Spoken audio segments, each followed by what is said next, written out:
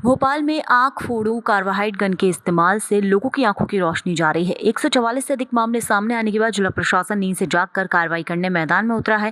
Bhopal collector Kaushalendra Vikram Singh ने शुक्रवार को प्रेस कॉन्फ्रेंस कर बताया कि दिवाली के मौके पर जिले में गन के प्रयोग से 10 बच्चों की आंख में गंभीर चोट पहुंची है, जबकि 15 लोगों की सर्जरी की जा चुकी है। शासन स्तर पर मुख्यमंत्री के दिशा निर्देश अनुसार उनके इलाज का प्रबंध करवाया जा रहा है। जिला प्रशासन ने CMHO भोपाल को इलाज संबंधित निर्देश जारी किए हैं।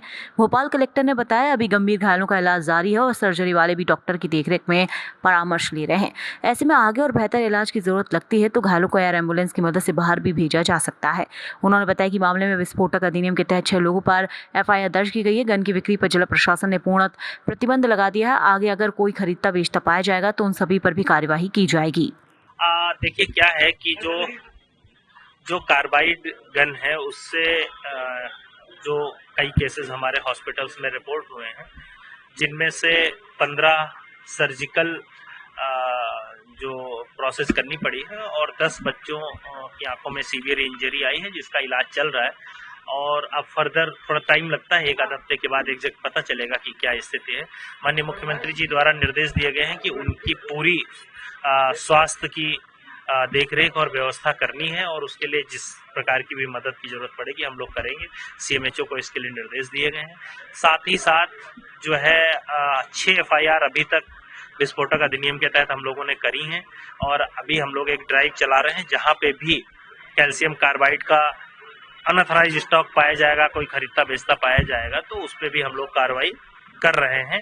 सभी लोगों से हमारा निवेदन है कि इसका प्रयोग ना करें। पहली बार देखा गया है इस तरीके का उपयोग, तो उसको और हम लोग ई-कॉमर्स वेबसाइट जहां ये कहीं बिक रहे हैं उनको भी लेटर लिख रहे हैं कि उसको तत्काल ब्लॉक किया जाए। तो इस तरीके से हम हर तरीके से कार्रवाई कर रहे हैं। माननीय मुख्य सचिव महोदय ने इसके लिए आज मॉर्निंग में बैठक करके निर्देश दिए। नहीं, अभी पुलिस इसकी जांच कर रही है कि कहाँ से कैल्शियम कार्बाइड मिला, कौन लोग ऐसी गन बना रहे हैं और उनको जो विस्फोटक अधिनियम और दूसरी सुसंगत धाराओं में अभी उसकी SOP भी जारी हो रही है शासन से, तो उन सुसंगत धाराओं में हम लोग कार्रवाई करेंगे और जहां पे भी इसका स्रोत होगा वहां तक पहुंचेंगे।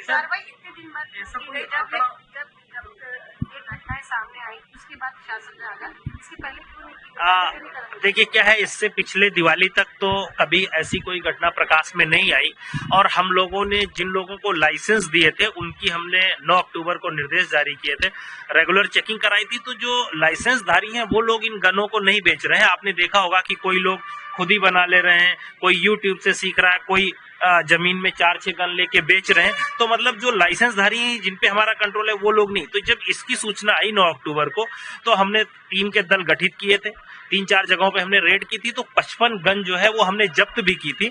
लेकिन क्या है कि इसको बनाने ये तो तत्काल बन जाता है, तो इसलिए लोगों को जागरूक करना भी और कार्रवाइयां करना भी जरूरी है। तो ये घटना के पहले भी हमने जब्ती करी थी जो हमारे पास जानकारी आई थी, लेकिन चूंकि इतना स्कैटर्ड है, कोई 2 गन बना ले रहा है, कोई 10 गन बना ले रहा है, तो इस वजह से जो है वो केसेस आए हैं। सर, आपको अगर बेचता हुआ पाया गया तो क्या धारा लगाई जाएगी, क्या मामला दर्ज किया? नहीं, अगर कोई बेचता हुआ पाया जाएगा तो BNS के साथ साथ जो है हम लोग विस्फोटक अधिनियम के तहत भी उस पर सख्त कार्रवाई करेंगे। और सर, जो बच्चे घायल है क्या उनमें तो किसी बच्चे को बाहर इलाज के लिए लेके जाना? अगर किसी को भी, जैसे अगर अभी तुरंत तो नहीं पता चलेगा, जब अगर किसी को जरूरत पड़ेगी, एयर एम्बुलेंस की जरूरत पड़ेगी, वो भी प्रोवाइड करेंगे। अभी हमीदिया में मैं कल खुद गया था, माननीय उप मुख्यमंत्री जी भी गए थे।